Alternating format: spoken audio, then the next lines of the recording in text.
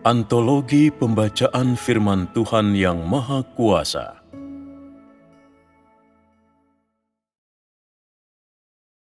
Tuhan itu sendiri, Tuhan yang unik dua, watak Tuhan yang benar.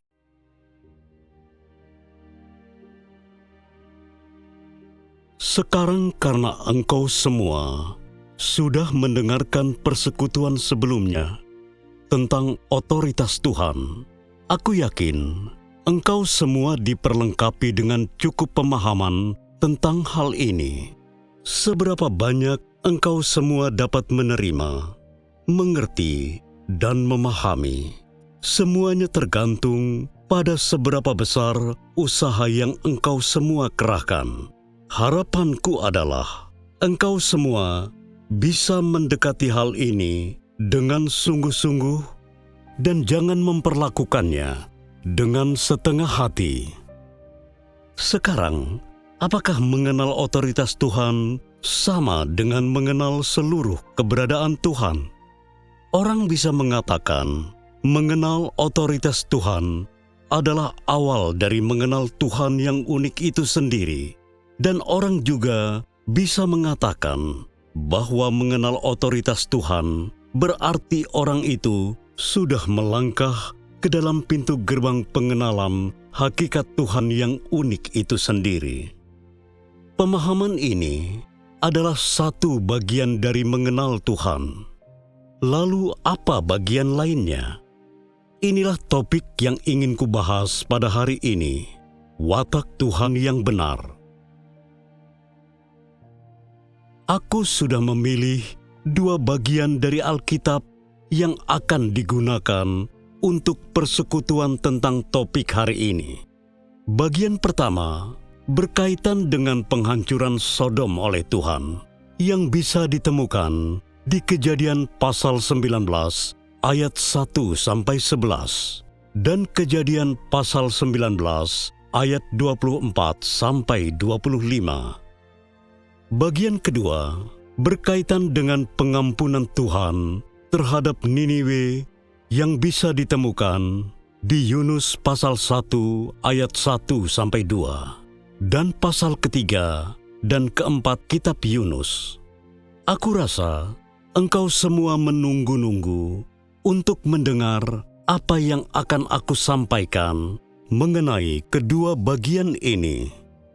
Apa yang aku sampaikan secara alami tidak dapat menyimpang dari tema mengenal Tuhan itu sendiri dan mengenal hakikatnya. Tetapi, apa yang akan menjadi fokus persekutuan pada hari ini? Apakah ada di antaramu yang tahu bagian manakah dari persekutuanku tentang otoritas Tuhan yang menarik perhatianmu? Mengapa aku katakan bahwa hanya pribadi yang memiliki otoritas dan kuasalah yang adalah Tuhan itu sendiri? Apa yang aku maksudkan dengan mengatakan hal itu? Apa yang ingin kuberitahukan kepada engkau semua?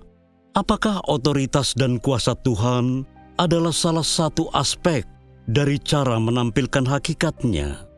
Apakah keduanya adalah bagian dari hakikatnya yang membuktikan identitas dan statusnya? Apakah dari pertanyaan-pertanyaan ini engkau semua tahu apa yang akan aku sampaikan? Apa yang aku ingin engkau semua pahami? Pikirkan hal ini baik-baik. Karena dengan keras menentang Tuhan, manusia dihancurkan oleh murka Tuhan. Pertama, mari kita melihat beberapa perikop dari Alkitab yang menggambarkan penghancuran Sodom oleh Tuhan. Kejadian pasal 19 ayat 1-11. Dan datanglah dua malaikat ke Sodom saat petang hari, dan Lot sedang duduk di pintu gerbang Sodom. Dan ketika Lot melihat mereka, ia bangkit untuk menyambut mereka, lalu bersujud sampai mukanya menyentuh tanah dan berkata, "Silahkan tuan-tuan, mampirlah ke rumah hambamu ini, tinggallah semalam, lalu cucilah kakimu, dan besok pagi tuan-tuan bisa bangun dan melanjutkan perjalanan?" Dan mereka menjawab, "Tidak, kami akan di jalan saja sepanjang malam." Karena ia sangat mendesak mereka, sehingga mereka pun menyerah dan masuk ke rumahnya. Lalu ia menjamu mereka dan memanggang roti tidak beragi, dan mereka makan. Tetapi sebelum mereka tidur, orang-orang kota itu, para lelaki dari Sodom, mengepung rumah itu. Baik tua maupun muda, semua orang dari setiap rumah di kota itu. Lalu mereka memanggil Lot dan berkata kepadanya, "Di manakah orang-orang yang datang malam ini? Bawalah mereka keluar kepada kami, supaya kami bisa mengenal mereka." Lot pun keluar menemui mereka dan menutup pintu di belakangnya dan berkata, "Saudara-saudara, aku mohon, janganlah berlaku jahat. Lihatlah, aku mempunyai 2 anak perempuan yang belum pernah mengenal laki-laki. Biarlah aku bawa mereka keluar kepadamu dan lakukan apa yang menurutmu pantas.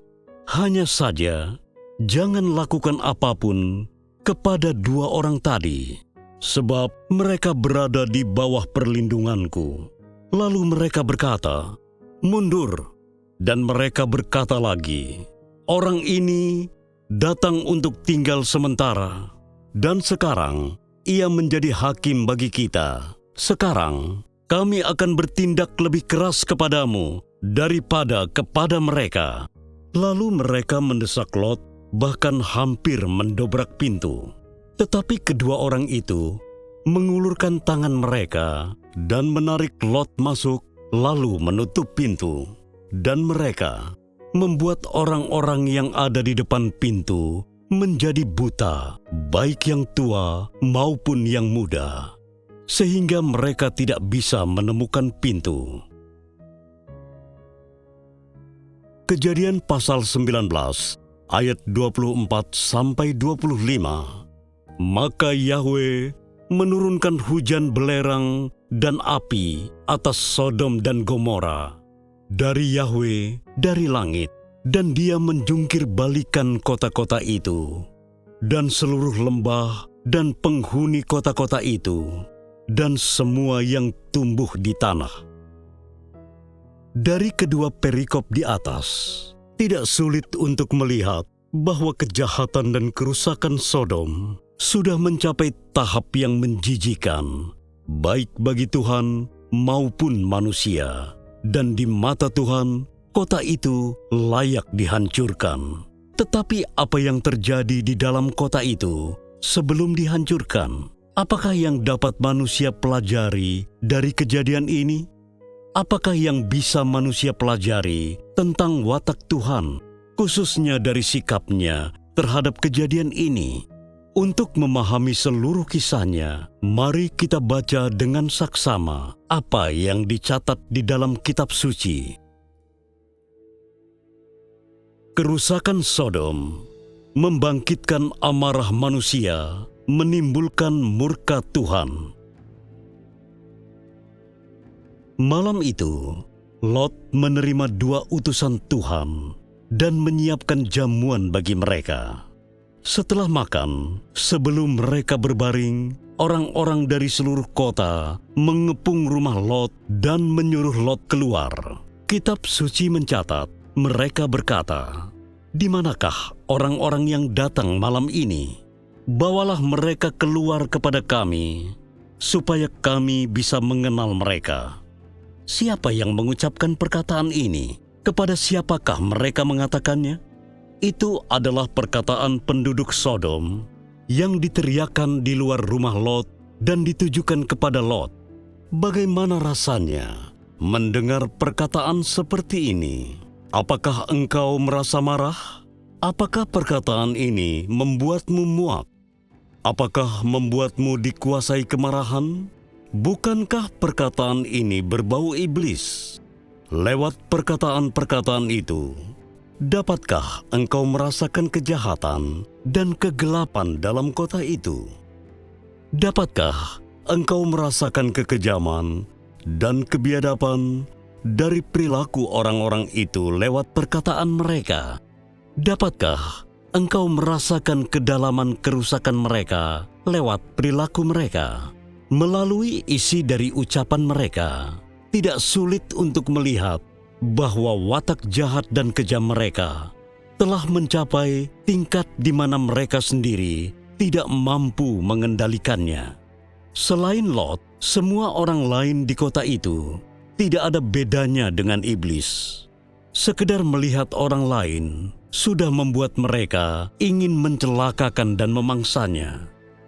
Hal ini tidak hanya membuat orang merasakan ada sesuatu yang menakutkan dan mengerikan dengan kota ini, tetapi juga ada aura kematian di sekelilingnya dan juga membuat orang merasakan kejahatan dan haus darahnya. Saat berhadapan dengan gerombolan tidak berperi kemanusiaan ini, orang-orang yang penuh dengan ambisi untuk memangsa nyawa manusia, seperti apakah respon Lot? Menurut kitab suci, "Saudara-saudara, aku mohon janganlah berlaku jahat. Lihatlah, aku mempunyai 2 anak perempuan yang belum pernah mengenal laki-laki. Biarlah aku bawa mereka keluar kepadamu dan lakukan apa yang menurutmu pantas. Hanya saja, jangan lakukan apapun kepada 2 orang tadi, sebab mereka berada di bawah perlindunganku." Lot bermaksud mengatakan, ia rela memberikan 2 anak perempuannya untuk melindungi utusan Tuhan. Seharusnya, orang-orang ini menerima persyaratan yang diajukan Lot dan meninggalkan kedua utusan Tuhan itu. Lagi pula, kedua utusan Tuhan itu adalah orang asing bagi mereka.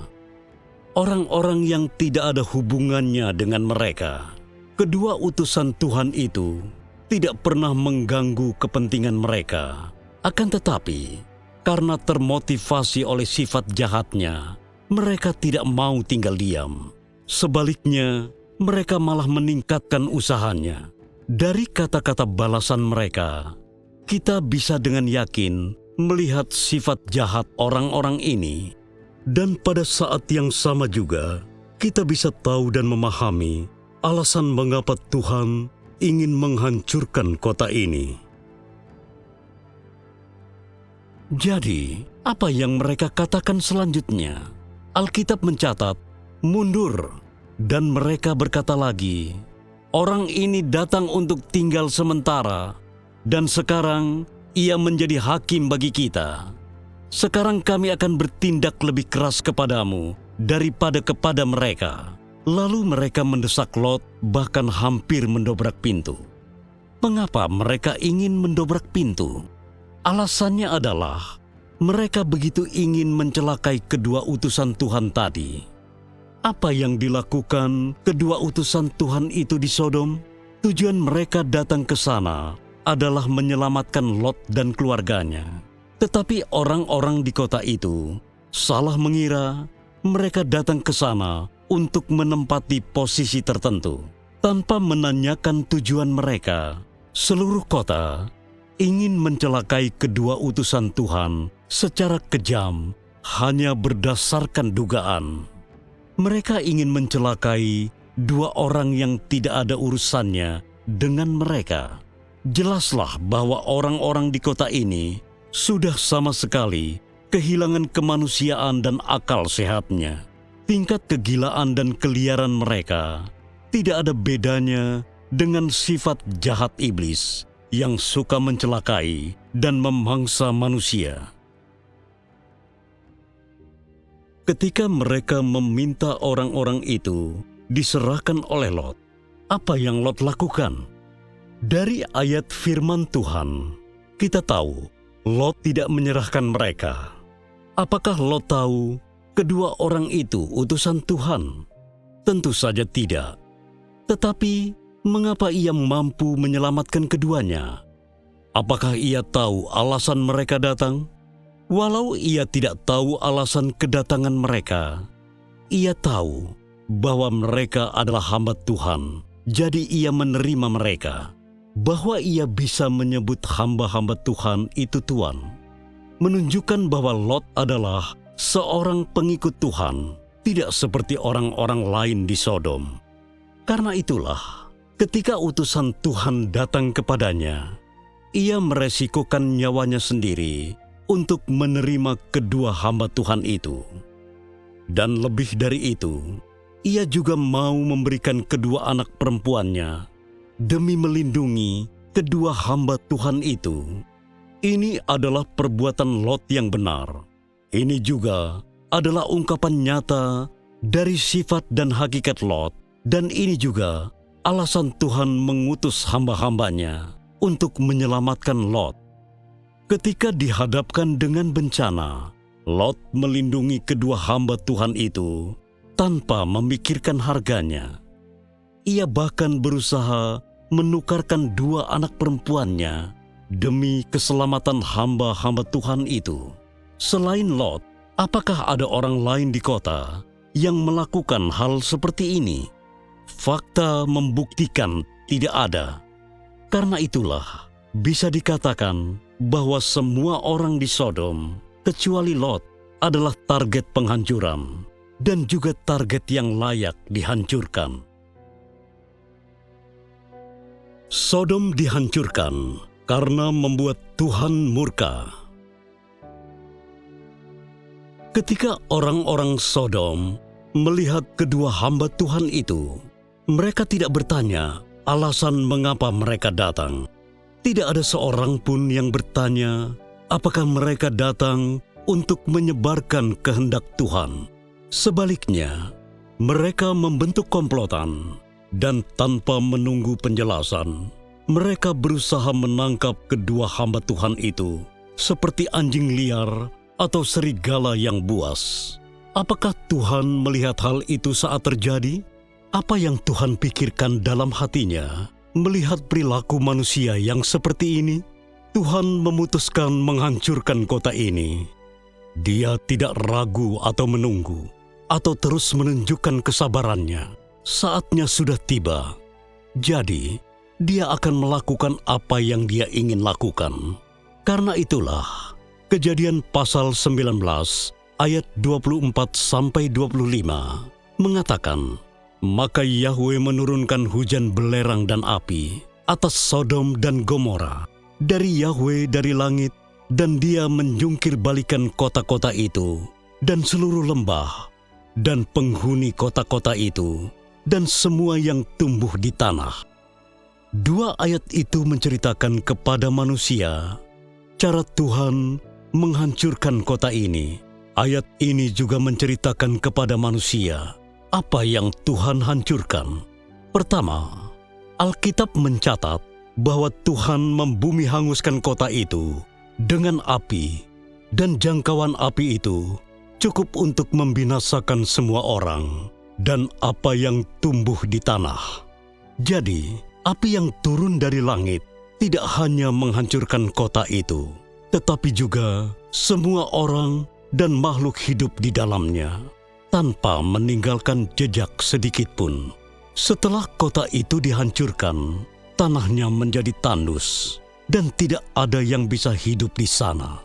Tidak ada kehidupan lagi, ataupun tanda kehidupan.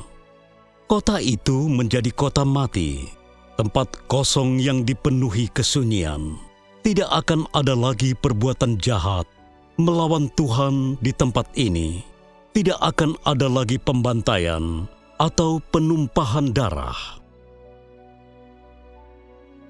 Mengapa Tuhan ingin membumi hanguskan kota ini sedemikian menyeluruhnya? Apa yang bisa engkau semua pelajari di sini? Apakah Tuhan tahan melihat umat manusia dan alam, ciptaannya sendiri, dihancurkan seperti itu? Jika engkau bisa memahami kemarahan Tuhan Yahwe dari api yang diturunkan dari langit, maka tidak sulit untuk melihat tingkat murkanya dari target penghancurannya dan juga dari tingkat kehancuran kota itu. Ketika Tuhan membenci sebuah kota, Dia akan mengirimkan hukumannya atas kota itu. Ketika Tuhan jijik dengan sebuah kota, Dia akan mengeluarkan peringatan berkali-kali, memberitahu orang-orang akan kemarahannya. Namun, ketika Tuhan memutuskan untuk mengakhiri dan menghancurkan sebuah kota, yaitu ketika murka dan kemegahannya disinggung, Dia tidak akan mengirimkan hukuman atau peringatan lagi.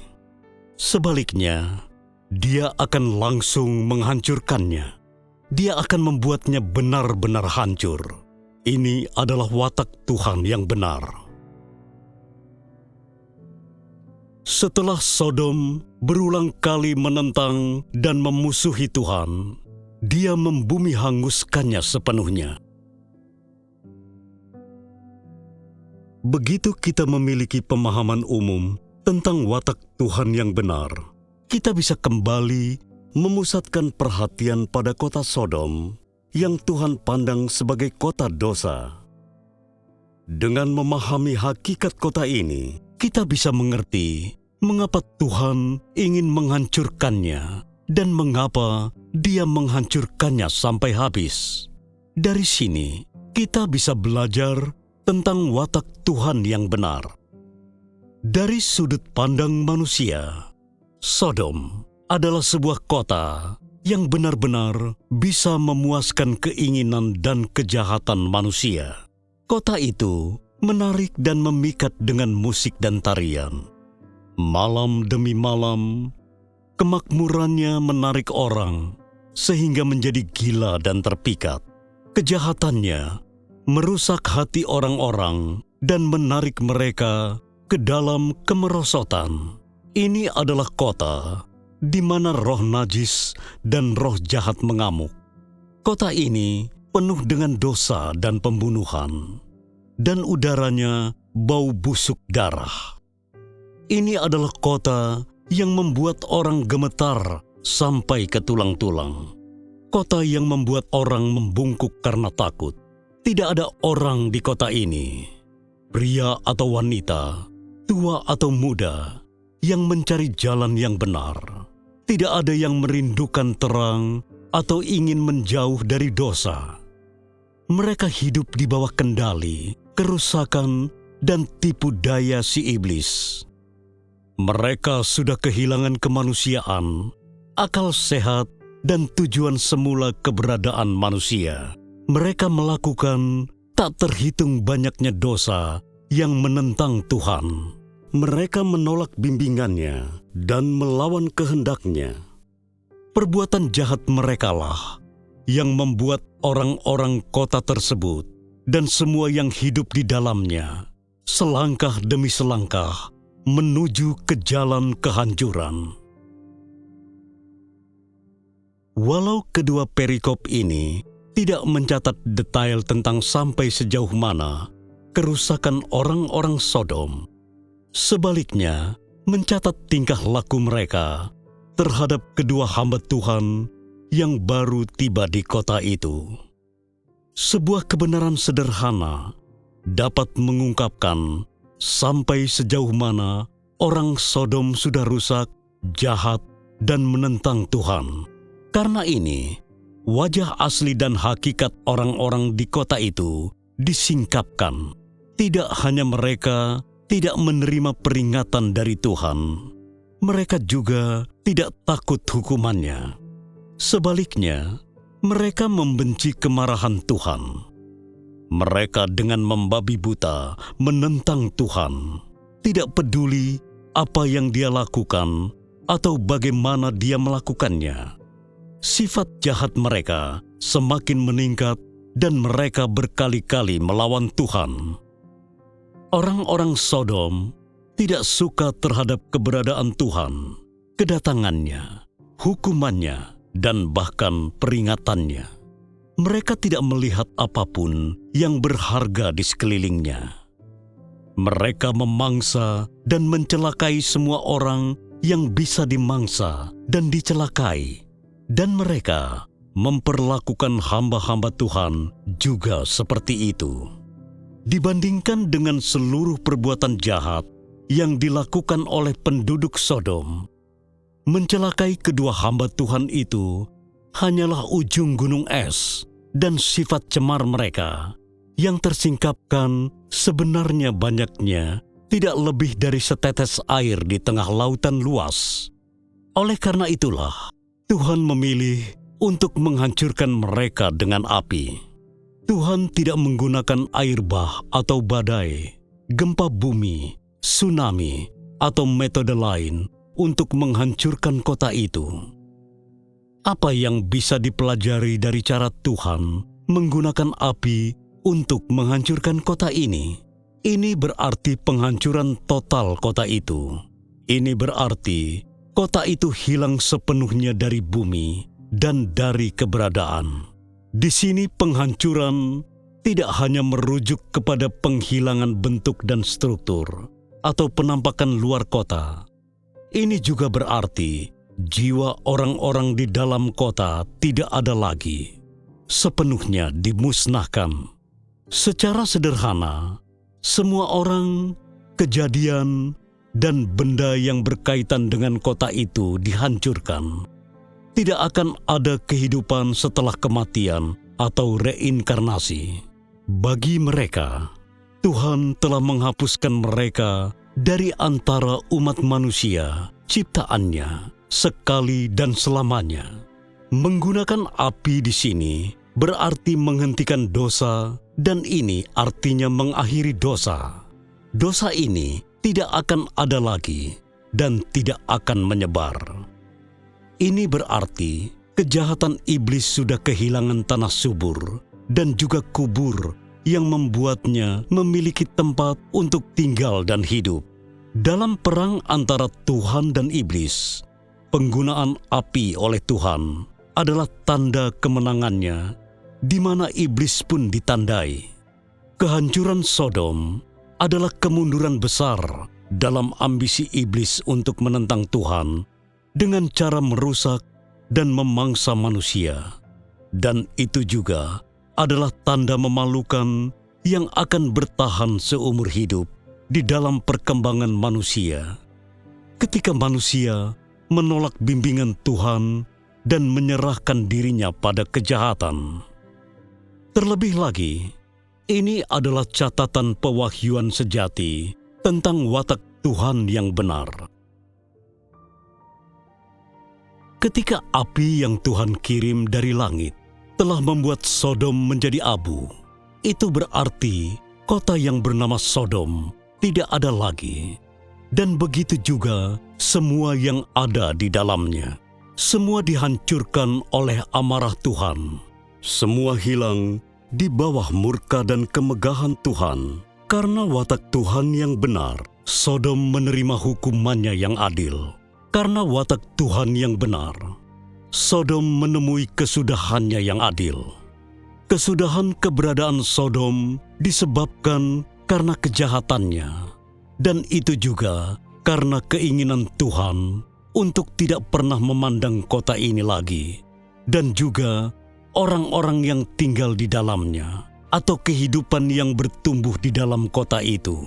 Keinginan Tuhan untuk tidak pernah memandang kota itu lagi adalah murkanya dan juga kemegahannya.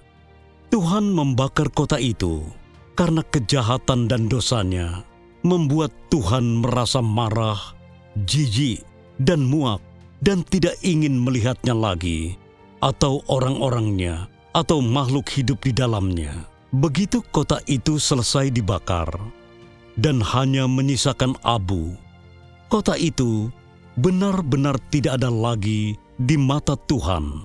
Bahkan ingatan tentangnya hilang, dihapuskan.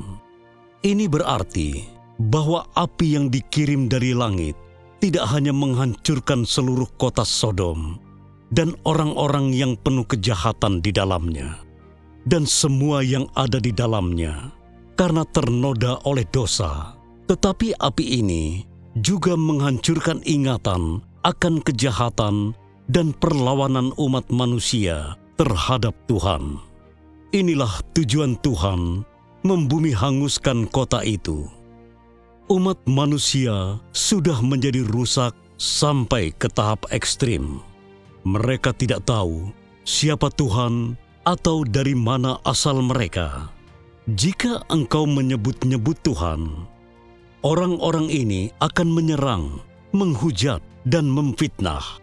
Bahkan ketika dua hamba Tuhan datang untuk menyebarkan peringatannya, orang-orang yang telah rusak ini tidak hanya tidak menunjukkan tanda-tanda pertobatan, mereka tidak meninggalkan perbuatan jahatnya. Sebaliknya, mereka dengan berani mencelakai hamba Tuhan. Apa yang mereka ungkapkan dan nyatakan adalah sifat dan hakikat permusuhan yang ekstrim terhadap Tuhan. Kita bisa melihat bahwa perlawanan orang-orang yang rusak ini terhadap Tuhan lebih daripada sekadar pernyataan watak mereka yang rusak. Ini juga lebih dari sekadar peristiwa memfitnah atau mengejek sebagai akibat kurangnya pemahaman akan kebenaran. Ini juga bukan kebodohan atau kebebalan yang disebabkan oleh tingkah laku mereka yang jahat. Ini bukanlah karena orang-orang ini telah ditipu, dan ini jelas bukan karena mereka telah salah jalan. Tingkah laku mereka telah sampai tingkat antagonisme, oposisi, dan kemarahan terhadap Tuhan yang sudah terlampau parah. Tidak diragukan lagi, perilaku manusia seperti ini akan membuat Tuhan murka, dan itu akan membuat wataknya sangat marah. Sebuah watak yang tidak boleh disinggung. Oleh karena itu, Tuhan secara langsung dan terbuka melepaskan murka dan kemegahannya. Inilah pernyataan sejati dari wataknya yang benar. Dihadapkan dengan kota yang penuh dengan dosa, Tuhan ingin menghancurkannya dengan cara yang paling cepat. Dia ingin memusnahkan orang-orang yang ada di dalamnya dan seluruh dosa mereka dengan cara yang paling lengkap, sehingga penduduk kota ini tidak ada lagi dan membuat dosa di tempat ini berhenti berlipat ganda. Cara paling cepat dan sempurna untuk melakukannya adalah dengan membakarnya. Sikap Tuhan terhadap orang-orang di Sodom bukanlah pengabaian atau ketidakpedulian, melainkan Dia menggunakan murka, kemegahan, dan otoritasnya untuk menghukum, memukul, dan sepenuhnya menghancurkan orang-orang itu. Sikapnya terhadap mereka bukan hanya sekadar penghancuran secara fisik, tetapi juga penghancuran jiwa mereka, pemusnahan kekal. Ini adalah implikasi sejati dari keinginan Tuhan agar mereka tidak lagi ada.